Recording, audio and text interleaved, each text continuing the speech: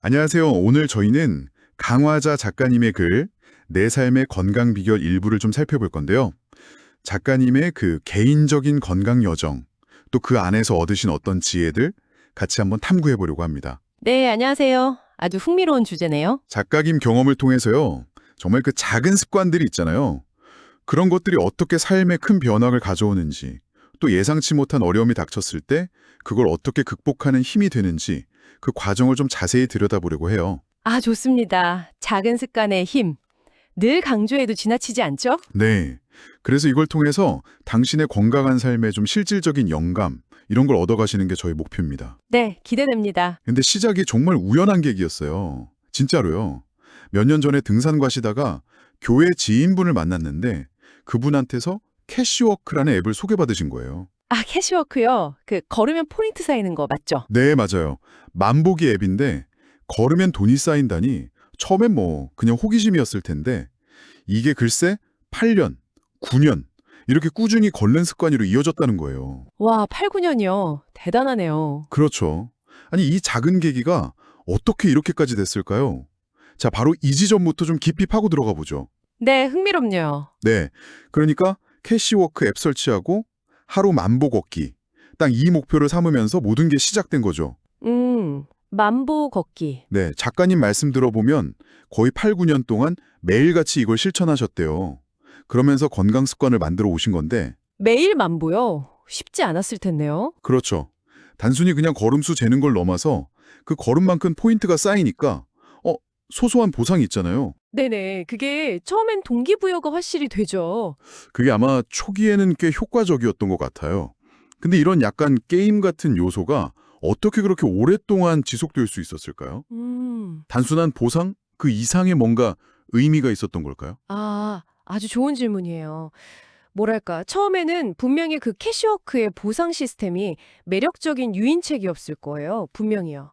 근데 말씀하신 대로 8년, 9년 이렇게 긴 시간 동안 습관이 유지된 데에는 좀 더 깊은 이유가 있겠죠. 네. 아마도 걷기 그 자체가 주는 어떤 신체적인 만족감, 또 정신적인 만족감 이런 게 내재적인 동기로 자리 잡았을 가능성이 크다고 봐요. 아, 내재적 동기요? 네.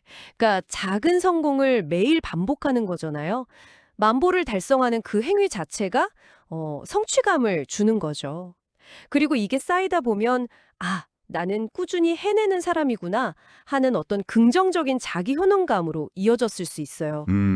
자기 효능감. 네, 이게 바로 습관의 복리 효과라고 할 수 있을 것 같아요.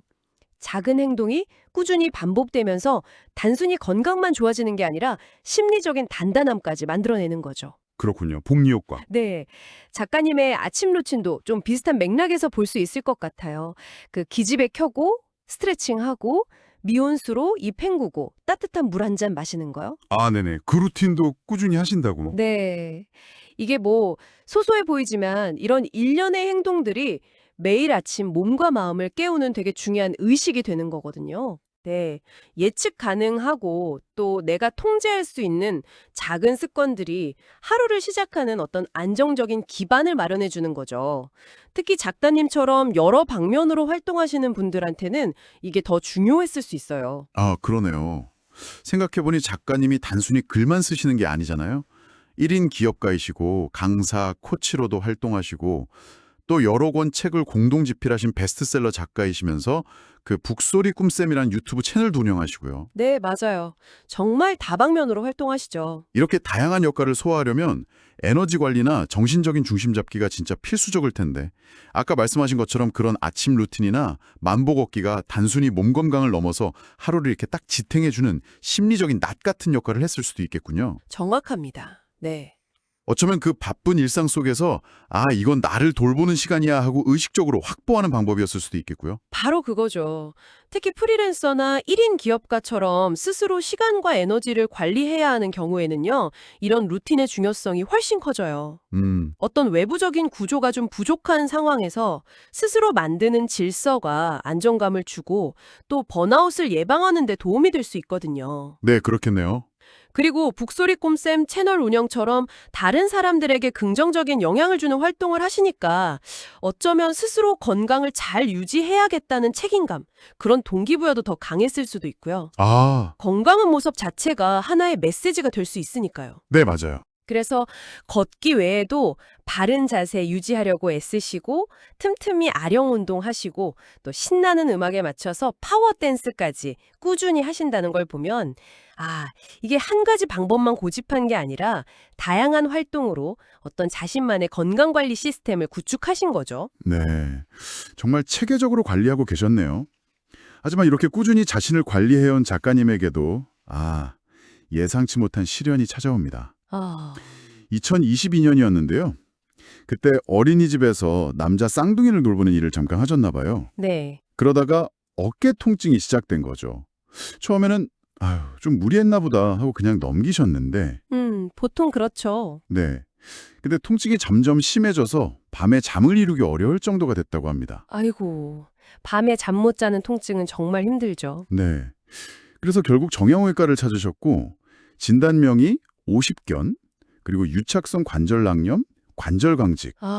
이름만 들어도 얼마나 아팠을까 싶은데요. 네, 그 50견이라고 하면 흔히 그냥 50대의 어깨 아픈 거 네. 정도로 생각하기 쉬운데요. 의학적으로는 어깨 관절을 둘러싼 그 관절량이라는 조직이 있거든요. 네. 거기에 염증이 생겨서 두꺼워지고 달라붙는 거예요. 유착된다고 하죠? 네. 그래서 어깨 움직임이 제한되고 아주 극심한 통증을 유발하는 상태, 그게 바로 유착성 관절낭염입니다. 근데 여기에 관절 강직까지 동반되었다면 팔을 들어 올리거나 뒤로 돌리는 기본적인 동작조차 어렵고 특히 밤에 통증이 더 심해져서 수면장애 겪는 경우가 아주 많아요. 그렇군요. 그러니까 작가님이 통증만큼은 너무도 힘들고 괴로웠다고 표현하신 게 절대 빈말이 아닌 거죠. 네. 심지어 장바구니 드는 것 같은 아주 사소한 일상들이 전부 고통으로 변하는 경험. 이게 신체적인 불편함을 넘어서 굉장한 스트레스하고 무력감을 동반하거든요. 상상만 해도 힘드네요. 처음에는 주사 치료랑 물리 치료를 받으셨는데 효과가 그냥 그때뿐이고 네, 일시적인 경우가 많죠. 다시 통증이 재발하는 상황이 반복됐다고 해요. 그래서 결국엔 방향을 좀 바꾸신 거죠. 의사 선생님이 알려준 4가지 어깨 운동이랑 공원에 있는 운동기구 있잖아요. 네네. 공원 운동기구요. 그걸 이용해서 스스로 재활 운동을 시작하셨다고 합니다. 근데 이 과정에서 또 다른 어려움이 있었다고요. 바로 그 고통의 비가시성 문제예요. 고통의 비가시성이요. 네, 만성 통증이라는 게 겉으로 잘 드러나지 않는 경우가 많잖아요. 그러니까 주변 사람들이 그 심각성을 제대로 이해하거나 공감하기가 어려워요. 작가님도 가족들한테조차 자기 고통을 설명하기가 좀 어렵고 때로는 혹시 꾀병처럼 보일까 싶어서 그냥 속으로 사귀면서 외로움을 느끼셨다고 해요. 네, 그럴 수 있겠네요. 눈에 보이지 않는 아픔을 겪는 사람들이 정말 흔히 경험하는 그런 고립감이죠. 나만 이렇게 힘든가 하는 생각에 빠지기도 쉽고요. 이런 정서적인 고통이 또 신체적인 통증을 더 악화시키는 그런 악순환이 생길 수도 있습니다. 정말 힘들었겠네요. 그런데 그 외로움과 고통 속에서 작가님이 문득 돌아가신 시어머니를 떠올렸다는 이야기가 참 인상 깊었어요. 시어머니요? 네. 생전에 시골 치과에서 어금니를 뽑으신 후에 원인 모를 얼굴 통증으로 오랫동안 고생하셨던 시어머니. 음식을 제대로 못 드시고 약으로 버티셨던 그 모습을 당시에는 그냥 안타깝게만 봤는데 본인이 직접 어깨 통증으로 막 잠 못 이루는 밤을 보내고 나서야 비로소 시어머니의 고통을 온전히 이해하게 됐다는 거예요. 그랬군요. 네. 그때 어머니도 이렇게 힘드셨겠구나 하면서 가슴이 먹먹해졌다는 그 고백에서 고통이 가져다준 어떤 예상치 못한 깊은 공감의 순간, 이게 느껴지더라고요. 정말 중요한 지점이에요. 고통은 분명히 힘든 경험이지만 역설적이게도 타인의 고통에 대한 이해와 공감 능력을 확장시키는 아주 강력한 계기가 될 수 있어요. 네. 머리로 아는 거랑 직접 몸으로 겪어서 하는 건 전혀 다른 차원이니까요. 그쵸. 작가님은 자신의 현재 고통을 통해서 과거 시어머니의 경험을 그냥 기억해내는 걸 넘어서 그 고통의 무게와 깊이를 아주 생생하게 체감하게 되신 거죠. 체감. 네, 이건 단순한 동정을 넘어선 깊은 인간적인 연결이고 어쩌면 고통이라는 경험이 주는 가장 의미 있는 선물일지도 몰라요. 이런 경험이 사람을 더 깊고 성숙하게 만들죠. 어쩌면 작가님이 코치나 강사로서 다른 사람들의 어려움을 더 깊이 이해하고 소통하는 데에도 영향을 미쳤을 수 있고요. 아, 그럴 수도 있겠네요. 정말 의미 있는 통찰이네요. 근데 통증이 그렇게 극심했던 시기에 작가님이 또 하나의 흥미로운 선택을 하세요. 네, 어떤 거죠? 바로 집 근처 동사무소에서 저녁에 하는 파워댄스 수업에 등록하신 거예요. 네, 파워댄스요? 어깨가 그렇게 아픈데 춤을요? 네, 저도 처음엔 좀 의아했어요. 아니, 어떻게 춤을 출 생각을 하셨을까? 혹시 무리가 되진 않았을까요? 글쎄요. 처음에는 당연히 망설임도 있으셨겠죠.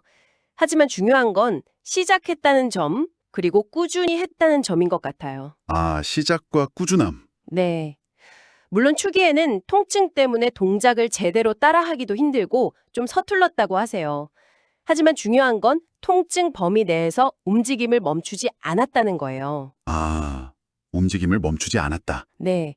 월요일부터 목요일까지 주 4회에 꾸준히 수업에 참여하면서 땀을 흘리고 신나는 리듬에 몸을 맡기다 보니까 놀랍게도 어깨의 움직임 범위가 서서히 넓어지고 통증도 줄어드는 걸 경험했다고 합니다. 와, 정말 놀라운데요? 그럼 통증 완화를 위해 시작했던 댄스가 이제는 즐거움과 건강을 다 잡는 핵심 활동이 된 거네요. 그렇죠. 그렇게 22개월 동안 꾸준히 파워댄스를 하신 결과 지금은 언제 아팠냐는 듯 다시 자유롭게 몸을 움직일 수 있게 되셨다고 해요. 이야, 22개월? 대단합니다. 여기서 저희가 주목해야 할 점은 작가님의 회복 과정이 단일한 활동 덕분이 아니라 여러 신체 활동들의 어떤 시너지 효과 덕분이라는 거예요. 아, 시너지 효과요? 네. 꾸준히 해오신 만보 걷기라는 유산소 운동 기반이 있었고요. 네, 또 출퇴근하실 때 자전거 타기도 병행하셨죠. 네네. 여기에 어깨 재활 운동을 더하고 마지막으로 이 파워댄스라는 즐거움과 다양한 움직임을 결합한 활동을 추가하신 거죠. 아, 여러 가지가 복합적으로 작용한 거군요. 네. 특히 댄스는 정해진 동작만 반복하는 재활 운동과는 좀 다르잖아요. 음악에 맞춰서 전신을 사용하고 다양한 각도로 관절을 움직이게 하니까 이런 과정에서 어깨 주변 근육이 자연스럽게 강화되고 유연성이 회복되었을 가능성이 크죠. 그렇겠네요.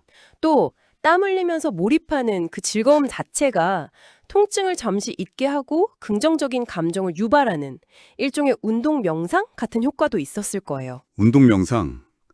재밌는 표현이네요. 그리고 또 하나 중요한 게 있어요.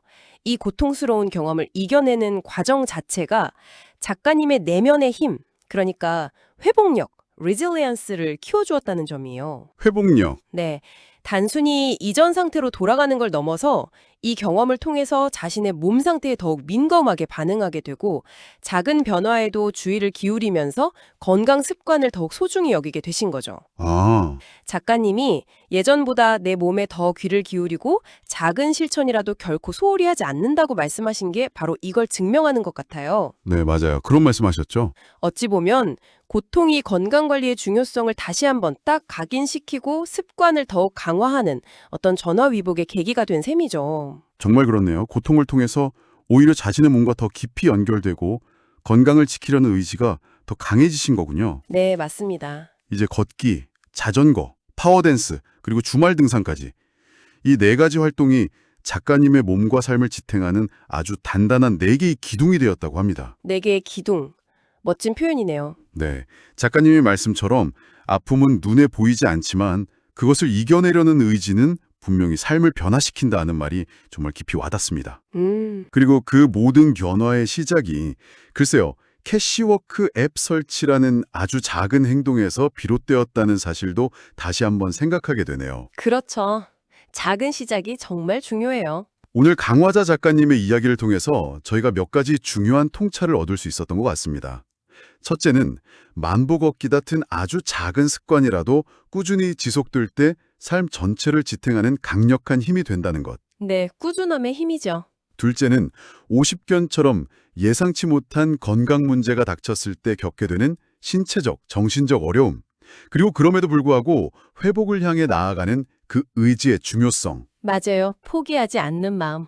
셋째, 파워 댄스처럼 즐거움을 동반한 움직임이 어떻게 신체적 회복뿐만 아니라 정신적인 활력까지 가져다 주는지. 네, 즐거움이 핵심이죠. 그리고 마지막으로 자신의 고통을 통해서 타인의 아픔을 깊이 이해하게 되는 그 놀라운 공감의 확장까지 경험할 수 있다는 점입니다. 네, 공감 능력의 확장. 작가님의 여정은 건강이라는 게 결코 당연한 게 아니라는 것, 그리고 매일의 작은 실천들이 모여서 견고하고 의미 있는 삶을 만들어간다는 사실을 우리에게 아주 생생하게 보여주는 것 같아요. 네, 강화자 작가님의 이야기는 고통이라는 그 지극히 개인적인 경험이 어떻게 타인에 대한 깊은 이해와 연결될 수 있는지를 보여주는 아주 강력한 사례라고 생각해요. 오래전 시어머니의 어쩌면 이해받지 못했을 그 고통을 자신의 아픔을 통해 비로소 가슴으로 느끼게 된 것처럼 말이죠. 혹시 당신의 삶에도 예기치 않은 어려움이나 고통이 찾아왔던 순간이 있나요? 그 힘겨움 속에서 어쩌면 뜻밖에도 자신을 더 깊이 들여다보게 되거나 혹은 이전에는 보이지 않았던 타인의 모습과 연결되는 그런 경험을 하지는 않으셨는지요? 네. 어쩌면 우리가 가장 피하고 싶은 그 경험 안에 우리가 미처 발견하지 못한 어떤 성장의 씨앗이나 관계의 새로운 깊이가 숨겨져 있을지도 모릅니다. 잠시 시간을 내서 당신의 경험을 되돌아보는 것도 의미 있을 것 같습니다. 네, 정말 생각해 볼 만한 질문이네요.